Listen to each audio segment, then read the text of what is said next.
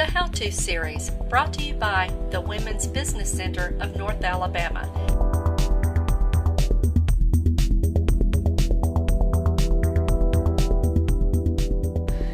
Hi, this is Stacy Desmet with Synectics. In this installment of the How-To series for the Women's Business Center of North Alabama, I will be speaking to you today on branding for small businesses. Okay, so what is branding? We need to understand what branding is before we can really launch into an in-depth discussion of how it pertains to your small business. Branding is basically the personality of your company. If you were to try to describe yourself in a number of words, I'm sure you would choose things that try to represent your personality. You like to laugh, you like to have a good time, blah, blah, blah. But how does that translate to your company? What does your company stand for? Are you a company with values? Are you a company that prides itself on its low prices? Those sorts of things. So think about it in terms of your company's personality and what that means to your end customer. Why do you need branding? Well, you need it because it tells customers what they can expect from your product and services, and it differentiates your offering from that of your competitors. So, who are you anyway? Who you are, your brand, should be based to some extent on who your target customers want and need you to be. Okay, so our brand strategy is how, what, where, when, and to whom you plan on communicating and delivering your brand message. Yes, it's all of that. And the foundation of this is often something the first interaction folks have with your company, and that's your logo. Also, your website, packaging, and promotional materials, all of that communicates your brand. Also, don't neglect how your customer service affects your brand. Everything from how your storefront looks, the colors, styles that you use, to how your receptionists are answering the phone and greeting customers. That all plays into your brand strategy. Now, how do we define your brand? What is your company's mission? Let's look to the company's mission first and foremost. What is the mission? What are the benefits and features of your products and services that you offer? What do your customers and prospects already think about your company? Is it favorable or is it not favorable? What qualities do you want them to associate with your company? Sometimes those two things don't always mesh up. So how do we get the word out on this great brand that you're trying to work to create? Well, a great logo is one way. Brand messaging. What message are you sending? Integrating your brand among your website, brochures, flyers, advertisements, billboards. Creating that voice, creating that personality. Develop a tagline. I think we all know some of these taglines. Expect more, pay less, just do it. Those are great taglines. Design templates and create brand standards. Those are not difficult things to do. Design templates could be fax cover sheets, your stationery, anything that you send out from the fax sheets to your invoices. Brand standards. It communicates to everybody within your company how to properly use your logo, your tagline. Color schemes, those sorts of things, how the phone should be answered. And once you do those things, be true to your brand. Be consistent. And one of the biggest things I see, bar none, among small business branding mistakes, they are not consistent. So regardless of the rest of it, if you have a bad logo, any of that, be consistent. So I'm going to talk a little bit about logos because I often always see folks don't understand the difference between a good logo and a bad logo. And as I said, logos are often the first interaction that potential customers have with your company, so it is important to put together a nice looking logo that's effective. I'm going to explain to you the principles of effective logo design, and then I've got some good examples, and then I've got some bad examples. 5 things: simple, memorable, timeless, versatile, and appropriate. It's worth repeating. Simple, memorable, timeless, versatile, and appropriate. Okay, I'm going to talk a little bit about timelessness, because folks will often go into business and a couple years down the road, oh gosh, we've changed our business model a little bit. This logo doesn't really pertain to our business anymore. Can we change it? Yes, but within reason. So one of the logos I'm going to talk about is the UPS logo. Now, UPS is a company that's been around for over 100 years. It was started in 1907 in Atlanta, Georgia, and it has become known as a global leader in logistics and shipping. During the course of their 100-plus years of being in business, they've only had 4 different logos, 2 of which I've shown here. But you can see that despite the change, they've somehow remained the same. The logo on the left still incorporates that shield and a package on top. The logo on the right, though it has been updated and modernized, still retains that shield shape. It incorporates the company colors and still maintains similar typography. So it's different, but it's the same. Similarly, we're going to talk about the NBC logo, which, as I'm sure you're aware, it's an American television network. The logo on the left was created back in 1956. It was an animated logo meant to showcase the company's color technologies. They were on the forefront of color television back in the day. The middle logo had been redesigned in the 1960s. Still retains the original shape. Obviously, it's still a peacock, but again, a little bit more stylized. It's less cluttery. And then finally, in the latest iteration on the right, it's become yet more stylized.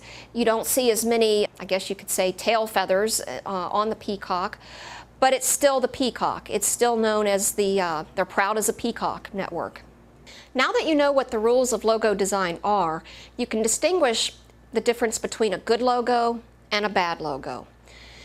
By knowing where other logos have succeeded and why they have succeeded, it gives a great insight into what makes a super logo. For example, let's take a look at the Nike swoosh. This logo was created in 1971 by a college student named Carolyn Davidson. She only charged $35 for this logo. Even today, it still maintains a strong, memorable logo. It's effective with or without color. It's scalable.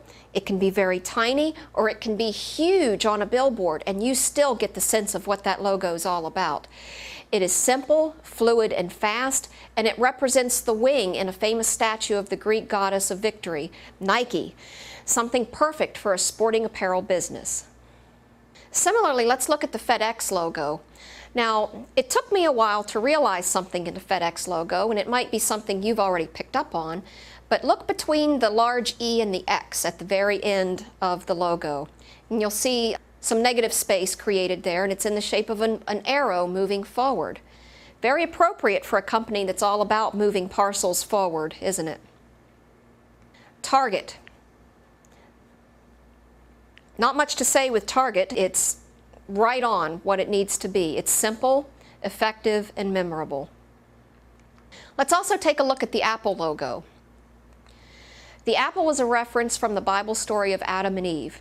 The apple represents the fruit of the tree of knowledge, with a pun on bite, B-Y-T-E. Rob Janoff said in an interview that though he was mindful of the bite pun, Apple's slogan back then was bite into an apple. He designed the logo as such to prevent the apple from looking like a cherry tomato. So sometimes you have happy mistakes that result from logo design as well. These logos are just a couple of many great logos, but think about other famous logos that you know of. What makes them really stand out above all others? And what makes them successful? Okay, so that was the good. Let's take a look at the bad.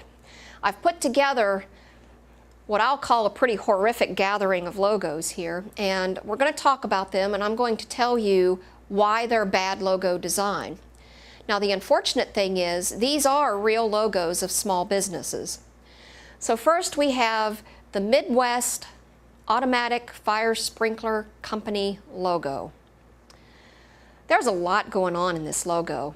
Doesn't really uphold the rule that we learned about of keeping logos simple. This logo, it's got too many colors, it's got too many words, too many things. Imagine if you took this logo and scaled it down to fit on a business card.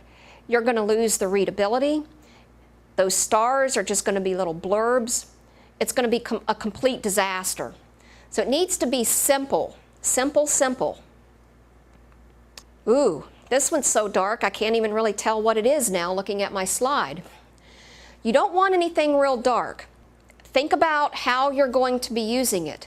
While you may have a logo that looks great on your website, is this logo going to look good in a newspaper ad?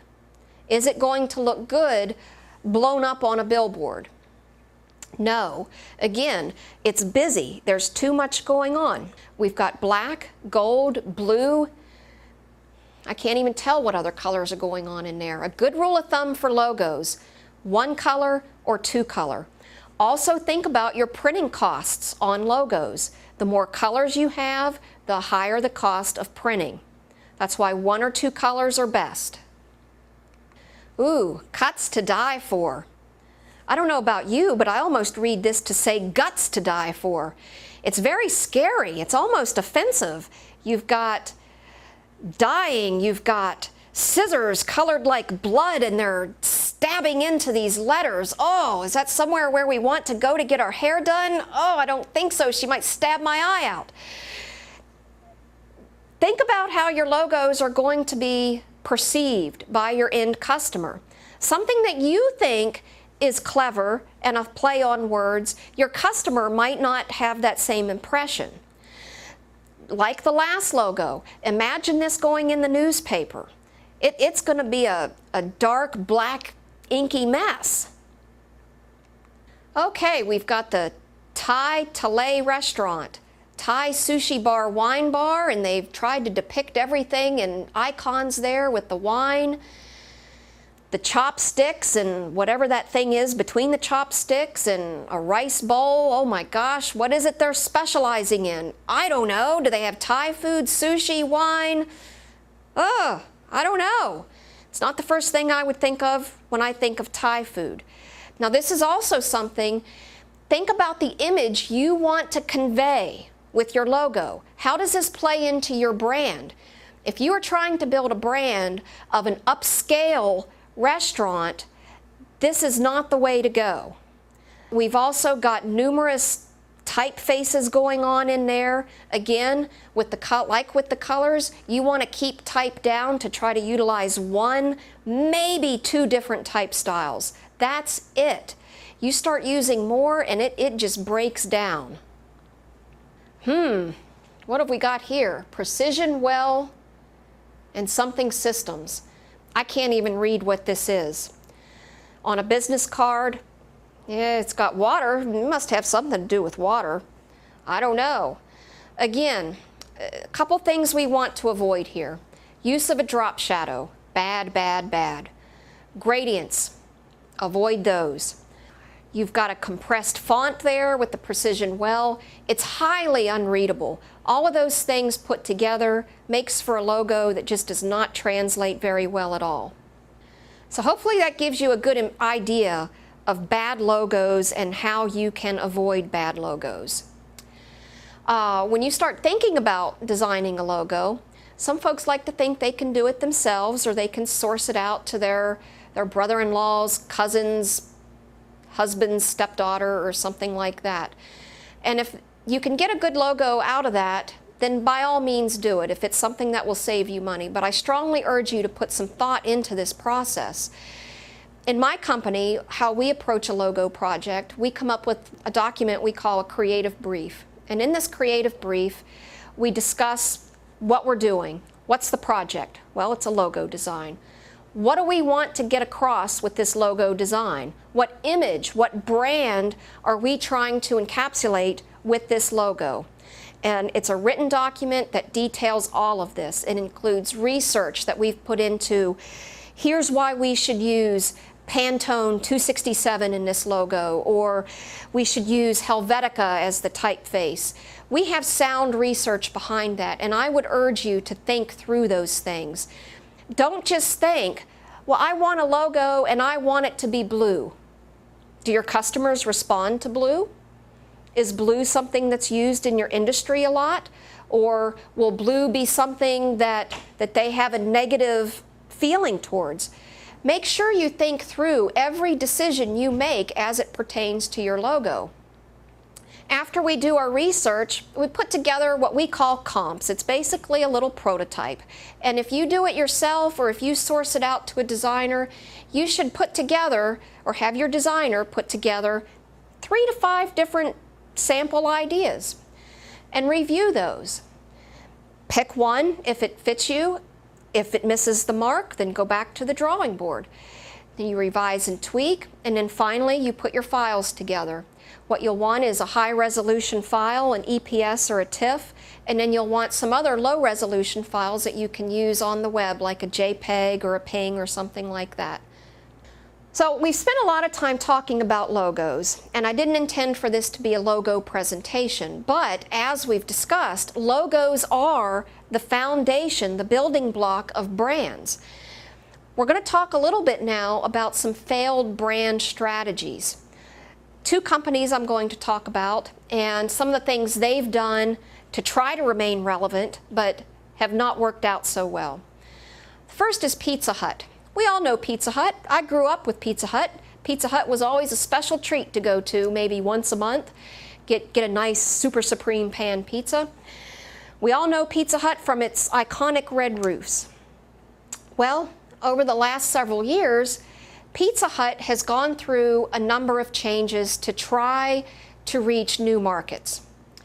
They've tried to introduce the Italian bistro, which has more offerings. You might get little gourmet sandwiches, pasta entrees, fare more than the traditional pizza pies. Well, that met with mixed reviews. So then they decided to try a foray into wings. So you'd start seeing Pizza Hut Wing Street branded together. Well, which is it? Do they do pizza? Do they do wings? Oh, wait a minute, they're also an Italian bistro. Well, what are they doing? Well, then they had this not so brilliant idea, the Hut. The Hut was an attempt to modernize Pizza Hut, to appeal to the younger generation, the texting generation, and that was in the actual press release, I believe, to appeal to the younger folks who texted, even though the Hut only saves maybe 3 or 4 letters from Pizza Hut. So who really wants to go to a place called the Hut? You know, I associate the Hut with Jabba the Hutt from Spaceballs, and not really a pleasing impression in my mind. So they executed that in a few locations, didn't go so well, so now they're back to Pizza Hut. Not to mention the Hut hat icon now. It looks like something Carmen Sandiego might strap on to go jet setting across Europe, but thank goodness they saw the error in their ways and have gone back to Pizza Hut. So that's just one example. Now another one that is more recent is the Gap logo debacle. This was back in October of 2010, I believe. We all know the Gap. It's more of an upscale brand, appeals to more the hipster type generation. They wanted to modernize as well. So they came up with this new logo on the right and they unveiled it. And boy, oh boy, there was quite an ensuing social media firestorm. And within 24 hours, the Gap had yanked that new logo back, said they were going to issue a contest out to folks to see about redesigning their logo. That never panned out either. They never announced a winner, and they're back to the traditional Gap logo that we all know. So you could say that was an error in judgment as well. Maybe they didn't fully research that. You know, had they done some test surveys, they would have found out that, oh, this doesn't really represent who we're selling to. So the point being, if you decide to rebrand yourself or unveil a new brand, do your research and make sure that it's going to speak to your end customer. I hope that makes sense. Other considerations that you need to think about in planning your brand strategy: your location. How does your location tie into your brand? If you are an upscale boutique who sells to upper middle class white women, do you want to put a location in the middle of the ghetto? Probably not. Customer service, to go back to how are your phones answered? How are your customers greeted when they come in the door?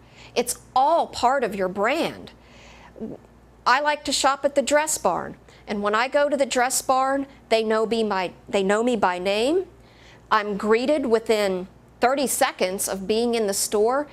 Hi, Stacy, how are you today? What can we help you find today? And believe me, I'm in there often enough. They know where to point me. Your personnel. Now, this is something, as social media has been on the rise, personnel are playing a larger part of your overall brand. For example, if you have employees who are active on Facebook or Twitter or things like that, how are they depicting your company? How do their personal habits reflect your company? May or may not apply to you, but it's something to think about. How do they dress while they're on the job? Do they wear a company uniform, or are they showing up in holey sweatpants and t-shirts? How does that look for your brand? Social media. Now this is big. Facebook, Twitter, LinkedIn, these are all voices for your company. Is the voice a positive one, or is it a negative one? In other words, think about the customer experience. And folks, that wraps up the Branding for Small Business presentation. My name is Stacy Desmet with Synectics. This was part of the how-to series for the Women's Business Center of North Alabama. If you have any questions, please feel free to contact the Women's Business Center of North Alabama. Thank you.